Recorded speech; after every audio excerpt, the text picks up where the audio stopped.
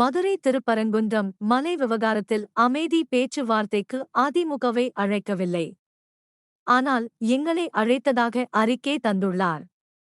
கலெக்டரின் அறிக்கை அதிமுகவுக்கு அவப்பெயரை ஏற்படுத்தும் விதமாக உள்ளது எனக் கூறி கலெக்டர் சங்கீதாவிடம் முன்னாள் அமைச்சர் செல்லூர் ராஜூ, திருப்பரங்குன்றம் எம்எல்ஏ ராஜன் செல்லப்பா மற்றும் அதிமுக நிர்வாகிகள் மனு அளித்தனர்.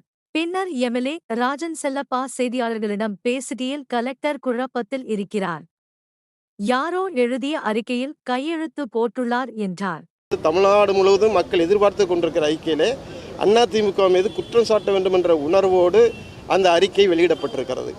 ஆகவே மதிப்பிற்குரிய மாவட்ட ஆட்சித்தலைவரை சந்தித்து தாங்கள் இட்ட செய்தி, தங்களுக்கு கிடைத்த செய்தி, தாங்கள் அறிவித்த செய்தி தவறான செய்தி, அதை உடனடியாக அதிமுக மீது பழி சுமத்துகிற அந்த வார்த்தைகளை நீங்கள் உடனடியாக திரும்ப பெற வேண்டும் என்ற வேண்டுகோளை விடுத்திருக்கிறோம். ஆகவே அந்த மாவட்ட ஆட்சித்தலைவர் இன்னும் ஒரு குழப்பத்தில் இருக்கிறார், யாருடைய கேட்பில் இருக்கிறார். ஆகவே மாவட்ட ஆட்சித்தலைவர் சரியான முடிவெடுத்து அவர் அறிவித்த அறிக்கை ஒரு தவறான அறிக்கை, பொய்யான அறிக்கை, அவருடைய தூண்டுகோளால் அறிவிக்கப்பட்ட அறிக்கை, யாரோ எழுதி அனுப்பிய அறிக்கையில் மாவட்ட ஆட்சித்தலைவர் கையெழுத்திட்டிருக்கிறார் என்பதைத்தான் நாங்கள் உணர்கிறோம்.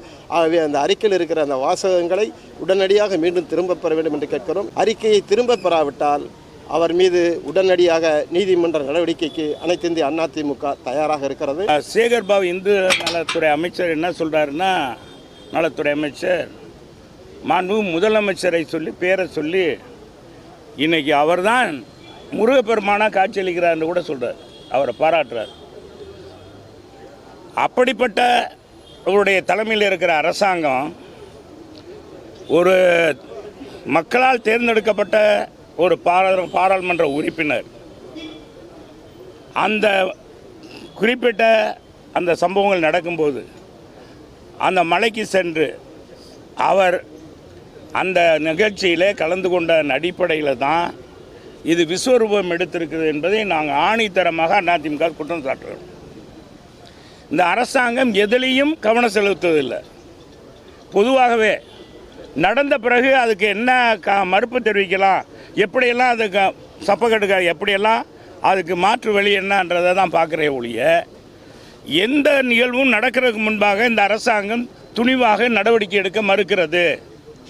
ஒரு பதட்டமான சூழ்நிலை மதுரைக்கு தேவையா? மதுரையில் இந்துக்களும் இஸ்லாமியரும் கிறிஸ்தவர்களும் அண்ணன் தம்பிகளாக மாமமனிதனாக பழகி கொண்டிருக்கிறார்கள். இங்கே இந்த பிரச்சனையே இல்லை, இதுவரைக்கும் இல்லை, காலங்காலமாக இல்லை. இந்த ஆட்சியில் நடக்கிறதுன்னா, இந்த ஆட்சியில் நடக்குதுன்னா உளவுத்துறை என்ன செய்கிறது? இந்த உளவுத்துறை முதல்ல அறிக்கை கொடுத்துருக்கணும், இந்த அரசாங்கம் விழித்திருக்கணும். இந்த சம்பவம் நடந்திருக்கக்கூடாது. இது தேவையில்லாமல் சம்பவம் நடந்த பிறகு இந்த அரசாங்கத்துக்கு மிகப்பெரிய ஒரு கெட்ட பேர் ஏற்பட்ட பிறகு மக்கள் மத்தியில் இந்த அரசாங்கம் செயலிழந்த அரசாங்கம், இந்த முதலமைச்சர் ஒரு பொம்மை முதலமைச்சராக உண்மையிலே இருக்கிறார்.